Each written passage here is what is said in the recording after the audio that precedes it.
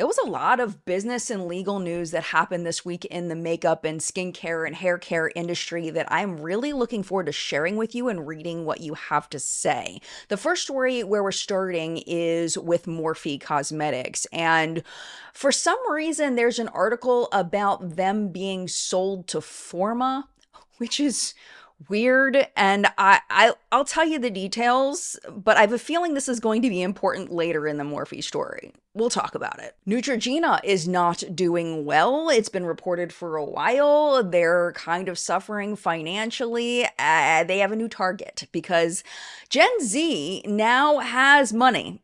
Some of Gen Z is now in their mid-20s, inching toward their late 20s, and Neutrogena wants them to be their new customers. And how are they going to get Gen Z to be their new customers?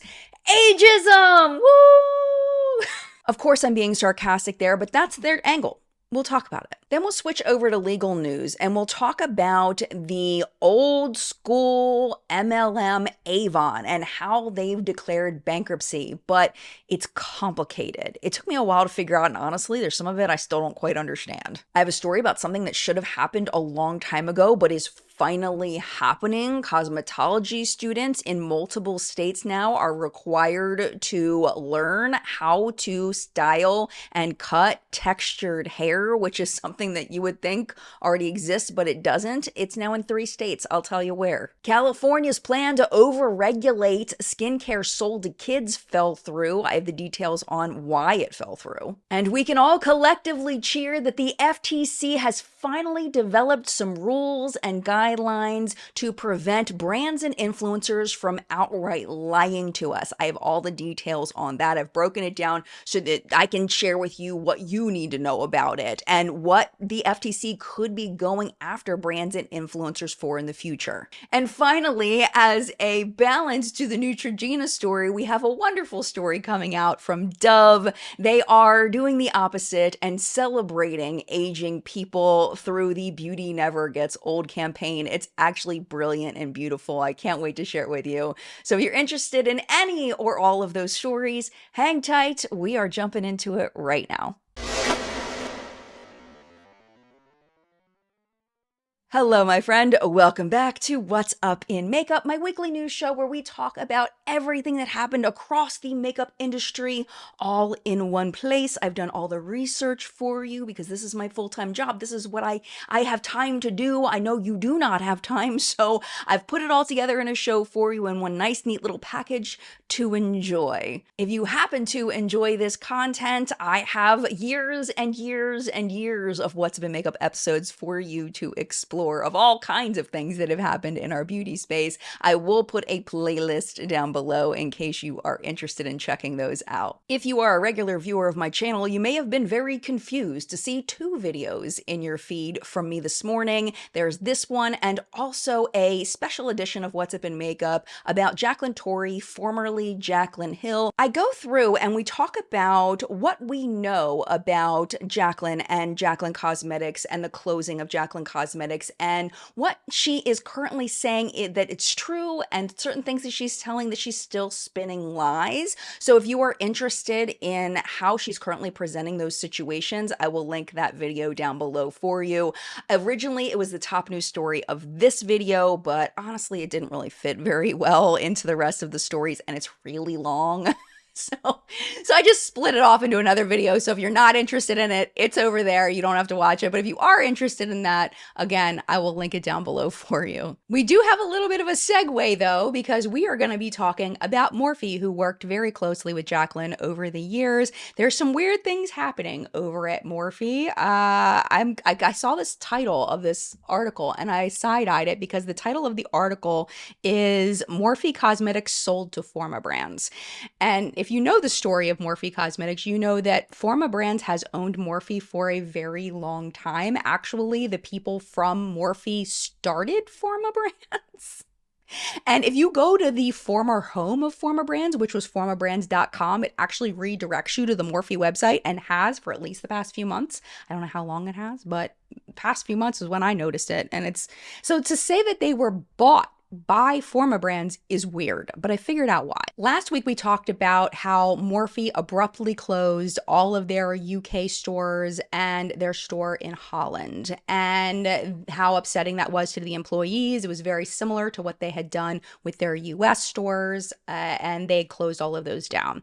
We also talked about how Forma had created a new company called Forma Brands UK Limited, and we now know what one of the things they were going to do with Forma Brands UK Limited was. And what we learned is that Morphe has now been sold to the new entity in the UK. So endgame is that Morphe is no longer a US based company. They are a UK based company. I don't know why they're doing this. I don't know what it means in the long run.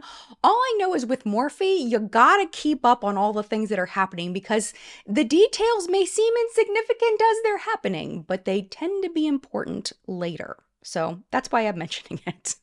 When you think of a Neutrogena customer, who do you think of? Personally, I think of Gen X, which is my generation, or older millennials. And the reason why is because I used to use those Neutrogena wipes religiously. I would get off my job at Outback Steakhouse and I would take my makeup off with my Neutrogena wipes. And I did that for so many years. Those wipes were literally my entire skincare routine. And I know a lot of people use those Neutrogena wipes, but who I don't think of as a Neutrogena customer is Gen Z. But that's what Neutrogena wants to change. And they're going about it in a way that, in my opinion, is one of the cruddiest ways possible in scaring Gen Z into thinking that aging is something to be afraid of. But I'm getting a little ahead of myself. Let's talk about Neutrogena as a company and how they're doing. So Bloomberg Wire put out an article back in May, and they called out Neutrogena with the title, "How Neutrogena Missed Out on the $42 billion Beauty Boom." And what they focused on was, they were saying that when all the skincare companies in 2020 were going after Gen Z, Neutrogena did not. I mean, think about all the videos by Hiram and the other skinfluencers that came up during that time. What brands were they talking about? They were talking about CeraVe, they were talking about The Ordinary, they were not talking about Neutrogena. And that led to so much money for those two brands specifically, probably others as well. There was one paragraph in that particular article that really struck me, and I think painted a really good picture of what has happened with Neutrogena. This is what it says. For one executive, the clearest sign that Neutrogena has lost its way came when their daughter started buying CeraVe face wash and moisturizer. The family had shelves stocked with Neutrogena products, but the 20-year-old wanted the brand she saw on TikTok, said the employee, who has since left the company. And I think not being on TikTok was part of it, but I think another part of it was the price point of Neutrogena compared to these other companies. Hiram and the other skinfluencers that were getting millions and millions and millions and millions of views on every single video pointed out the price point of CeraVe and The Ordinary, which was much more affordable than products from brands like L'Oreal and Neutrogena. So in that, Neutrogena dropped the ball hard, and that has led to loss of profits for the company. In April, the company closed the brand's California headquarters, laying off staff as they moved their operations to New Jersey. And they have to do something, is what it comes down to. They have to do something. And one of the best ways to get customers is to scare them. And that's what I believe they're doing with Gen Z right now. The big marketing point for this product that they're pushing is that they say that starting in your 20s, you lose 1% of collagen each year. Here's a clip from someone that I believe received this product in PR. You know that starting in your 20s, you lose 1% of collagen each year? If you're looking for plumper and glowing skin, Neutrogena just came out with their Collagen Bank SPF Moisturizer Sunscreen. This is a non-greasy, quick-absorbing SPF daily moisturizer. The best part is that it's now available on the TikTok shop. The product they're pushing is called the Collagen Bank Daily Face Moisturizer with the key ingredients collagen, bakuchiol, and micropeptides. And I want to be clear, I do not hate the ingredient deck on this, honestly. It actually looks like a pretty decent ingredient deck. Before I talk about ingredients, in case you do not know, I'm not a cosmetic chemist. I am not in any way formally trained in this area. I'm just an ingredient nerd who's been looking up this stuff and learning from professionals for many, many years. But from my understanding, collagen is just a a topical moisturizer when you put it in a product, because that molecule is just too large to get down to the lower layers of the skin to help your actual collagen production. A lot of people don't know that, so they see collagen as an ingredient and they automatically think it's going to improve collagen when really it's just a really nice moisturizer. On the other hand, bakuchiol is a more gentle form of something that acts similar to retinol. So that I don't hate. And in your 20s, if you're going to use something like that, bakuchiol is a great little starter ingredient for anti-aging in that way. I also don't hate micropeptides. Peptides don't have a ton of research behind them, but I've personally freaking love peptides in my skincare as a 46-year-old lady. I love them. I feel like I see a difference in my skin when I use peptides. So I am not hating on this product. It actually looks like a decent product. It's the marketing that really kind of gives me the ick, especially as a former Neutrogena customer. And I think what Neutrogena has seen is that, like, through the Sephora Kids videos where the little children, like 8, 9 years old, are so scared of aging that they're using these anti-aging skincare products that literally will only hurt them and or do nothing. They're seeing this and they want to capitalize on it. I get it, make your money, but I don't like it. Science says that depending on the person, depending on genetics, depending on lots of other factors, you do lose about 1% of your collagen production starting in between your mid-20s through your 30s. We don't really know when exactly it happens. It's not like a switch flips and all of a sudden you're losing collagen. It just happens differently for different people. So that is real. But really, if people want to slow the aging process, to prevent premature aging of the skin, the number one way to do that is to wear sunscreen. Undefeated champion of the world of stopping premature aging of the skin is using sunscreen. And this is the absolute scientific fact. No matter how much sunscreen you use, no matter what moisturizers you use, no matter what ingredients you use, your skin is still going to age. You are still going to lose collagen. You are still going to lose your elastin production. That's just natural. It is human and it is nothing to be afraid of. Because hopefully we are all, everybody watching this, and me included, hopefully we are all blessed to live long enough to get old and wrinkly. That is the goal, not something to fear. I do want to mention that there is a version of this product that has SPF 30 in it, which is fantastic. I love that they are encouraging people to use sunscreen and all of that. What I have issue with is that it's based in the fear of losing collagen. If you're afraid of losing collagen, use our product and you won't lose it, which is not true. And to me, for a company to suggest that a $30 moisturizer is going to stop your skin from aging is irresponsible and ageist. And I know some people don't like those ist words and they think that I'm being too harsh just because I used an ist. I'm not saying we should burn them at the stake. I'm just saying that it's rude. Aging skin is normal and it's natural, and I have the best end to What's Up in Makeup today where we have a company that's absolutely doing it right. Hang just with me for a little bit. It's the last story in the show. You're gonna love it. And in legal news this week, last week on What's Up in Makeup, what's happening is that a lot of these tout cases that are coming up now, they're because of long-term exposure. So people that have been using these products for 10, 20, 30 years are now getting diagnosed with mesothelioma or ovarian cancer due to this tout contamination. And they're coming after the companies who neglected to tell people that their talc was contaminated. And that's what's happening right now with Avon. And you know how lawsuits go. Once one lawsuit proves something and another lawsuit proves something, it just keeps going and going and going and going. I'm hoping that there aren't as many cases of mesothelioma or ovarian cancer due to Avon products as we've seen with the Johnson & Johnson products, but I have a feeling a lot of people are going to start coming forward. And Avon, let's be real, is not as big of a company as Johnson & Johnson. So if they just keep getting hit with, $20 million, $20 million, $20 million, $20 million, $40 million lawsuits, that's going to put them under. They're not going to be able to continue. So I will keep my eye on this and see what happens next. This week, Avon Products Inc. has initiated voluntary Chapter 11 proceedings in the U.S. Bankruptcy Court to address its debt and talc liabilities. I called it.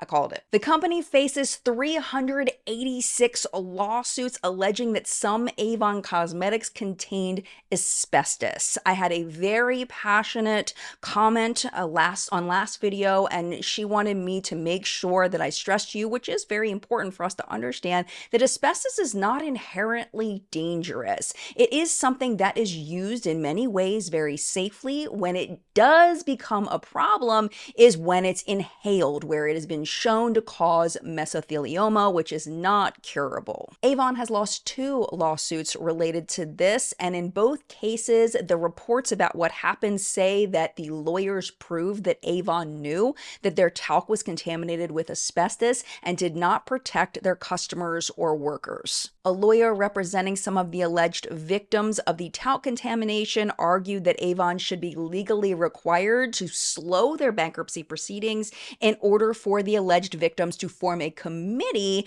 and study potential payout plans. So this bankruptcy, if it goes through, would flush about $1 billion of debt, and it would also flush those lawsuits. Johnson & Johnson has tried to go similar routes with their talc lawsuits, and they have not been successful so far. So we'll have to watch and wait and see whether Avon can successfully go that route. It doesn't look likely.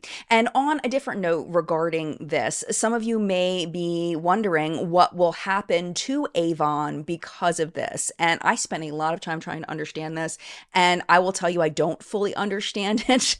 Links will be down below in case you would like to read what I read and maybe try to make some sense of it, but I'll tell you what I did understand and also some questions that I have. What I learned was that since 2016, there have been 2 distinct Avon companies. There is the Avon Products Inc., or API. We're going to call them API to make it a little easier to follow. And then there's also the Avon Company. There also is another Avon spinoff out of the UAE, but we're not going to talk about them because it's not directly related to the story. I find it confusing that there are these companies owned by completely different people that all seem to be involved in selling Avon as an MLM exactly the same way, but they're completely different companies because they operate in different countries. So for example, API sells Avon in the UK, Europe, and Latin America. The Avon Company sells in the US, Canada, and Puerto Rico. So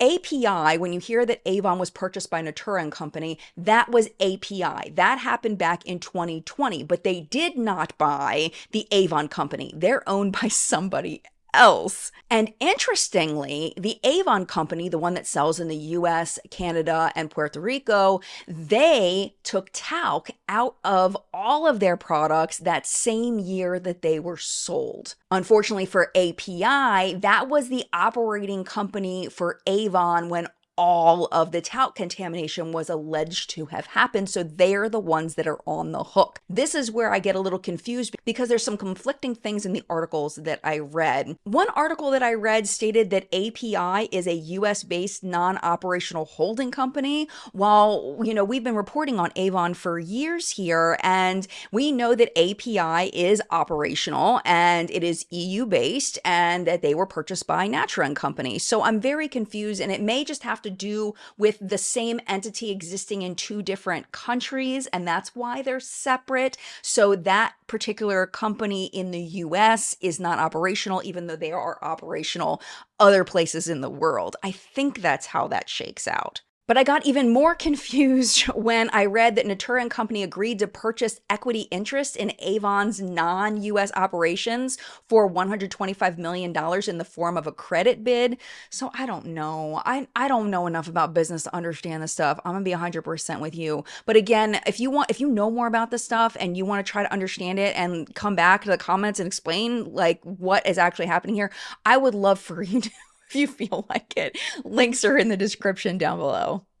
I reported on this back in December, but we have an update. This is a very happy story in that we're making progress. I wish that this didn't have to happen. I wish this was just automatic, but I'm glad we're making at least some kind of progress on this. In December of 2023, New York passed a law that said going forward, all cosmetology schools had to offer education specific to textured hair as part of their curriculum. Reportedly, before this, in December of 2023, an order to learn how to work with textured hair, people had to buy extra classes as like a specialty. Like, what? Are you kidding me? And apparently, this is all over the US. And people are realizing that it's a problem just now. Just never ceases to amaze me, never ceases to amaze me. So the story this week is that 2 more states have decided to make that a rule. That includes Minnesota and Connecticut. They've done the same thing. This adds on to the advances made by the Crown Act that works to fight against race-based hair discrimination in both workplaces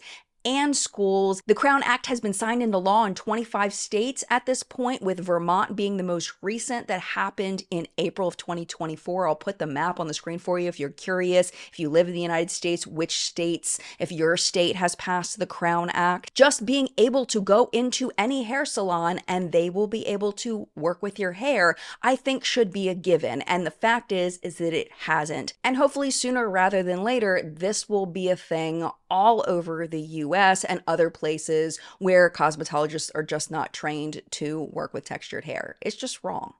This next story is also an update to a story that I covered back in May. Instead of restating everything, here's a clip from that show. Sephora kids, watch out! California's coming for your skincare. California is known around the United States as being the most regulated state in the country when it comes to food and cosmetics. They are the ones that have Proposition 65, where you have warnings on coffee that the coffee might cause cancer, and it's just they regulate a lot over in California, and they're looking to add another regulation thanks to Democratic California Assembly member Alex Lee. He has been pushing for California AB 2491 bill to be put into effect. The bill would have kids, as one option, show ID for proof of age to prevent those under 13 from buying skincare that is advertised as anti-aging. But I don't think they talk to a cosmetic chemist about this, because yes, they talk about the glycolic acid, which is an AHA that kids absolutely should not be using, but they also list in here ascorbic acid and citric acid that would have a warning on the products that they're not safe for kids. I feel like myself and also Perry Romanowski that I spoke to, who's the cosmetic chemist, we all agree that kids should not be using these products, but this is the dumbest bill. I emailed Perry and I was like, Perry, I have a question, because I'm confused. And Perry was like, yes, technically they have some exfoliating properties, but not in the concentrations that are in skincare. The primary use of the ascorbic acid is as a vitamin C. It's an antioxidant. And the primary reason for citric acid is as a pH adjuster. So if they put those limitations on those 2 ingredients, so many products will be mislabeled as unsafe for kids. So here is the update on that. It failed to pass the state assembly. The Personal Care Products Council issued a statement that the bill, quote, falls short on addressing the real issue and instead creates restrictions so complicated that compliance and enforcement would be largely impossible. I personally think this is a case of a lawmaker seeing something that was trending that he felt was wrong and coming up with a bill that made absolutely no sense because he didn't understand what he was talking about, which is just such a waste of taxpayer money. It is such a waste of time. It's just so inefficient. And in the end, and I've said this multiple times about Sephora kids, it is the parents' responsibility to make sure that their children are buying things that are safe for them. Children are not allowed to have jobs here in the US unless they are directly working for their family. Their family is the only way they can get money to buy these products. As my acquaintance on Twitter, Tony, says, they are our broke besties. It is our job to take care of them. It is not the store's job. It is not the brand's job. It is the parent's job. So in that, if it's really a problem that this lawmaker wants to address, then get education out there for parents, a website where you can order a free pamphlet to be sent to your house that gives more information. I mean, something, but putting the regulations on the businesses and the brands is ridiculous when it literally is not their responsibility, in my opinion. But whether you agree with me or disagree with me, I'd love to hear your thoughts in the comments. Do you remember back when Sunday Riley was caught red-handed, like red-handed writing fake reviews on the internet. It was like the kid in the cookie jar with the crumbs all over their face. That's what happened to Sunday Riley. If you do not remember that, I did a full video kind of explaining what had happened in that situation. I will link it down below for you to check out to hear the whole thing. But basically, what you need to know is that they were giving direct direction through email to employees, telling them exactly how to write a fake review using a VPN so that could not be tracked. They had to screenshot and send it to prove that they were writing these fake reviews, on how to be manipulative in the fake reviews and go counter to any negatives that were being said. It was bad. It was really bad. So the FTC logically had issue with this when they found out about it, but because there were not regulations in place, they basically got a slap on the wrist. They didn't have to refund any money. They didn't have to give up any profits. They didn't even have to admit publicly that they'd done anything wrong. All they had to do was tell the FTC, we promise we won't do this again. That was it. And it's because regulations like the ones that just went into effect did not exist here in the US. So here are the practices that are now rules. Should have been all along, but glad they are there now. This is the first one. Brands are now prohibited from using AI-generated fake reviews, also reviews from people who haven't tried the products, or reviews that misrepresent a person's genuine experience. Brands cannot create, sell, or buy reviews knowing that they are fake or false.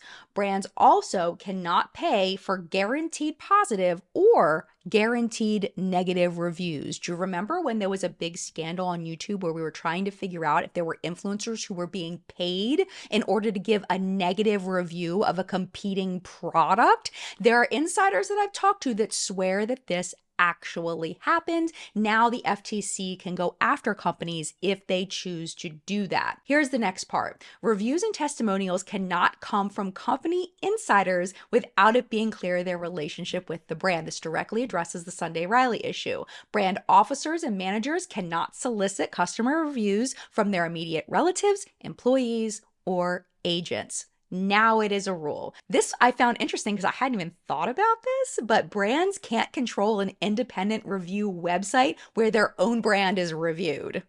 Makes sense. Brands cannot threaten or intimidate someone into removing their negative reviews, which I have seen in the beauty space. I can't remember exactly what brand it was, but that was a thing too. And they also can't make it look like a review section of their website is complete and accurate if they're deleting or suppressing negative reviews or ratings, which I have also heard happens in the beauty space. Finally, brands cannot sell or buy fake social media followers or views. This new rule will allow the FTC to seek civil penalties against knowing violators. Yay! Can we just collectively cheer for this? This is so wonderful for consumers. I'm so glad this exists. And yes, it took them 6 years since the Sunday Riley scandal to get this together, but it's here. It's here and it's real, and we're all going to benefit from this. And it makes me very, very happy to see. And finally, we have another happy story in our lighthearted story of the week. We are talking about Dove. And this, again, kind of piggybacks off some of the other stories we've talked about. Sephora kids and Neutrogena, really scaring younger people into thinking, oh my gosh, my collagen, I need to protect it. I need to bank my collagen because if I don't bank it, I'm going to get old. And it's like, you're gonna get old. There's nothing you can do. There's things you can do to slow it, which is fine. Do the things to slow it, but anyway, Dove is taking a different approach and I freaking love it. Maybe it's just because of my age that I love it, but they had done a study earlier this year where they found that 66% of women feel pressure to look young, encouraged by the stigma against aging. And I would put myself into that 66%. Would you put yourself in that 66%? I 100% feel that pressure. And a part of it is because of what I do for a job, but I think I would feel that pressure no matter what. And like I mentioned earlier, it is a blessing to get older. It is a blessing to grow old enough that you will get wrinkles because it is way better than the alternative, which is not aging at all. I wish I could play this Dove ad the way that it is set up on YouTube. It is going to be linked down below, but the problem is it has music that is very much copyrighted. It's the Meghan Trainor song that goes, "If I was you, I'd wanna be me too. I'd wanna be me too. It's that song, okay? So I can't play it, and I try to put other music under it, and it just looks dumb. It's not nearly as good as the ad by itself, so I'm just gonna overlay it and kind of talk to you about kind of the angle behind it. So this is the ad. It is celebrating the 67th anniversary of the Dove Beauty Bar, and all of the women featured in this ad are over 60 years old and say that they are longtime users of the product. The goal is to show that age portrays power, not a threat. Megan Skelly, she's the EVP, Executive Creative Director of the marketing company who made the commercial. This is what she said. What better way to fight the stigma of age than to increase the visibility of the legions of beautiful, glamorous, confident, badass women for girls and women to look up to? If this is what aging looks like, what are we afraid of? The campaign furthers Dove's commitment to taking action to dismantle toxic beauty standards until beauty is a source of happiness and confidence, not anxiety for all. And if you are a fan of The Golden Bachelor, apparently this is going to somehow play a role in The Golden Bachelor. So keep an eye out for that. And that, my friend, was What's Up in Makeup top news this week. Thank you so much for watching. And of course, thank you as always to the What's Up in Makeup Facebook hunters. Their names are scrolling below me. Thank you for all of your submissions this week. I appreciate the time that you took out of your day to go over to the Facebook group and post what you found. I appreciate you more than I could ever express.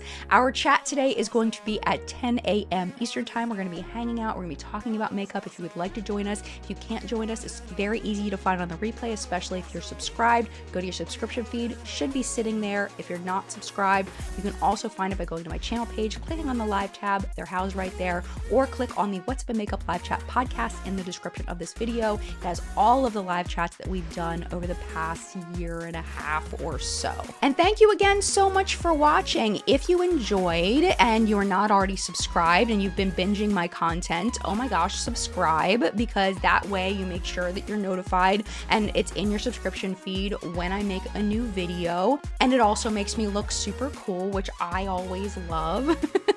And if you are not ready to go, I would love for you to stay. YouTube should be recommending a couple videos over here to watch, including one that I'm picking out for you, which is last week's top news. It's going to be right there. YouTube's going to pick the top video based on whatever you've been watching recently, what they think from my catalog that you're going to enjoy. But if you got to go, you got stuff to do, no problem. Thank you for hanging out as long as you did. And mad love to you, and I will see you in a video very soon.